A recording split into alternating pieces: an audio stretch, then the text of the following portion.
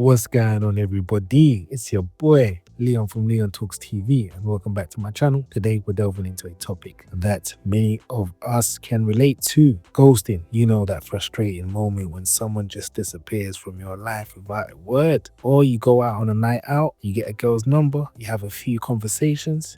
You may agree to link up for a coffee or whatever, and then they just ghost you out of nowhere. Not a word or anything, and they just disappear just like that. Now, a recent study in the Journal of Social and Personal Relationship found that being ghosted actually triggers emotional reactions similar to grief and rejection. Researchers point out that ghosting can be even more painful than straightforward rejection from someone.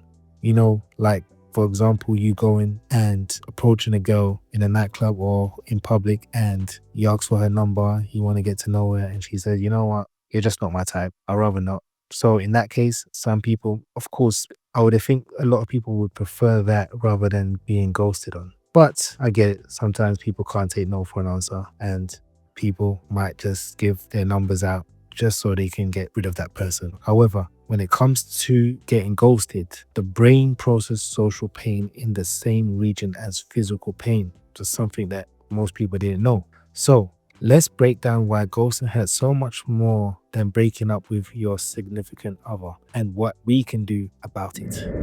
Chapter: Why ghosting hurts more. First, let's talk about why ghosting hurts more than being rejected outright. When someone tells you that they're not interested, it might sting. It might sting a little bit. It might hurt your ego. But at least you have closure. You understand what happened. But with ghosting, you're left in the dark, wondering what went wrong or if you did something wrong. This uncertainty can turn into anxiety and stress, making the emotional impact even stronger. Chapter 2: Scientific findings. Now, let's dive into the science behind ghosting. Researchers found that when someone is ghosted, it can affect the brain in ways similar to physical pain. That's right, like I mentioned before, right? The brain processes social pain, the emotional hurt you feel, using similar pathways as it does for physical pain. This explains why getting ghosted can leave you feeling so deeply hurt. When there's no explanation, it can lead to a lot of overthinking. You might start to blame yourself or replay every moment of the relationship in your head, looking for answers that just aren't there. This only prolongs the pain and confusion. Chapter 3: Prevalence and impact. Ghosting is more important than you might think. In today's dating world, especially with all the online apps, many people have experienced it. Now, the emotional fallout can be significant. It can leave you feeling rejected, anxious, and even stuck. The impact can hang around longer than the actual relationship did, affecting your future connections and self-esteem. When you're stuck in front of that loop of questions and self-doubt, it can really hold you back from moving on and finding new relationships. My opinion. To be honest, does ghosting hurt more than a breakup? I wouldn't say it's worse than a breakup, but ghosting definitely takes a toll on your mind. It's a mental spin, and not in a good way. Yes, it leaves you in a state of confusion, wondering if it was something you did or if there was something wrong with you. It's definitely frustrating, especially when you don't get the closure you need. Like, I have a friend who always says to me that ghosting is annoying because there's no closure. Not knowing why is the hardest pill to swallow, and also thinks that ghosting is a cowardly move. And I get it. For a lot of people, especially if you've been investing your time in someone, it's incredibly frustrating when out of the blue they just ghost you. After talking every single day, you're thinking you're building something special together, and then suddenly it just cuts off. You're left wondering what just happened. From a man's perspective, it's particularly annoying. You put in all the effort, because men typically have to make the greater effort to approach women, right? When you finally get a girl's number and feel optimistic about it, only to be ghosted or flaked on, it's disheartening. And this is why as a man, when you go out, you can't just get one number. You can't rely on one number. You want to avoid relying on a single number that might lead to being ghosted, right? So you collect multiple numbers, and when all of them result in ghosting, it feels even like it hits even harder. It hits even harder. It feels like a gut punch. It's very disappointing. Imagine like you have a bad streak of run, and there's times I'm gonna hold my hands up and I'll say it straight. Listen, There's times I've had some good runs. I've had good runs. Every girl that I'm talking to, the success is like nonstop. But then it's like, I've had a bad run before when I think there was a space where I think I collected like at least 12 numbers in 1 month of me going out just clubbing, right?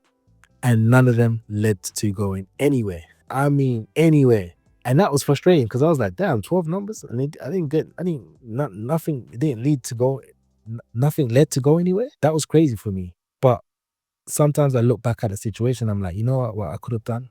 Because usually I'm a man that waits for trees and signals. And I get it. Sometimes you can't always wait for trees and signals. Sometimes you just got to approach. And I think certain times my situation was more like, maybe I should have just waited for trees and signals in those type of situations, because I would have probably got a better result. However, I would have had to be more patient to gather those trees and signals, because trees and signals don't come frequently as you would like to, but sometimes you might miss trees and signals as well.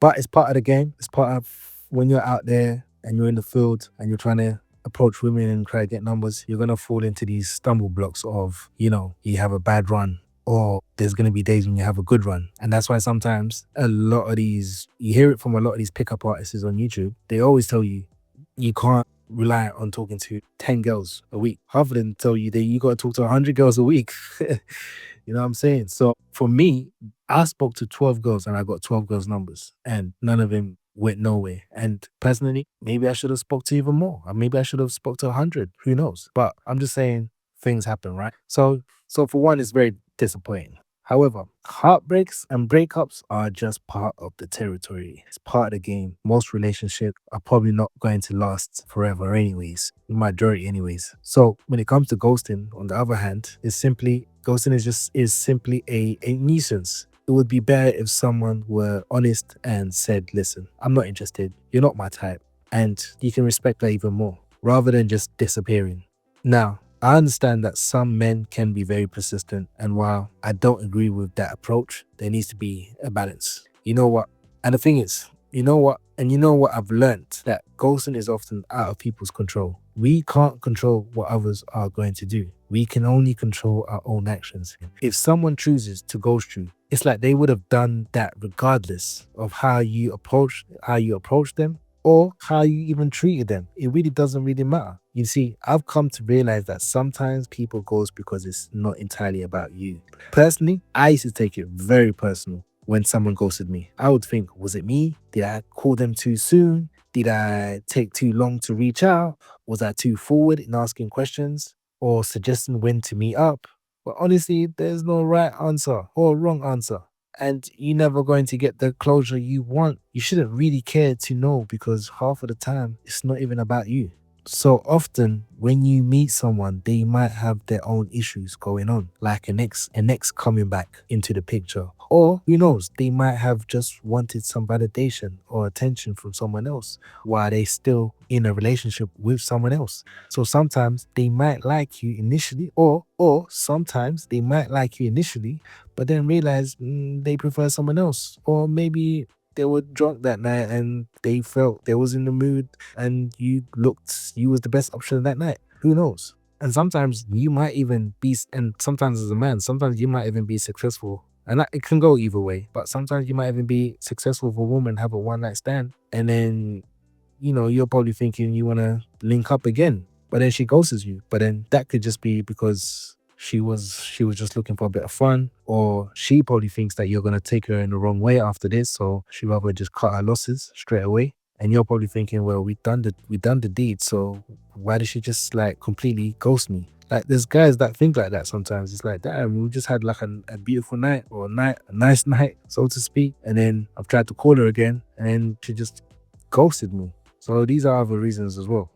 So really and truly, me personally, that's why I don't take it personal anymore. If someone ghosts me, I'm like, okay, cool, I can move on to the next. Because you see, ghosting can actually be a blessing in disguise, because it helps filter out the non-serious people and allows you to focus on those who are genuinely interested. Additionally, don't be afraid. And another thing I found out is that don't be afraid to express what you want in a relationship when it comes to meeting women. If you're interested in someone, don't hesitate to ask them out, or be straightforward about your intentions. You might worry it's too soon or that you're rushing things. But you have to remember that if someone's going to ghost you, they were probably going to do it regardless of how you act. You could be the sweetest person, come out with all the chivalrous treatment towards that person, or you could be the biggest douchebag. But at the end of the day, it won't matter. They will still make their choice when it comes to it. So, really and truly, while it's important to put your best foot forward, try not to overthink things. Don't worry so much about ruining a situation. Sometimes you just need to go with that flow and not stress about every little details. Chapter, moving forward. So, what can we do about it? I mean, at the end of the day, experts suggest that it's essential to lean into acceptance, like I said before, right? And understand that what happened isn't a reflection of your worth. Conclusion. In summary, ghosting can be even more painful than plain rejection because of the uncertainty and emotional turmoil it brings. Knowing its impact can help us understand our feelings better and guide us on the path to healing. Anyways, with that being said, thanks for joining me today. I'd love to hear your thoughts on this topic. Let's chat in the comments below. If you find this video helpful, don't forget to hit that like button and subscribe for more. Until next time, and salute.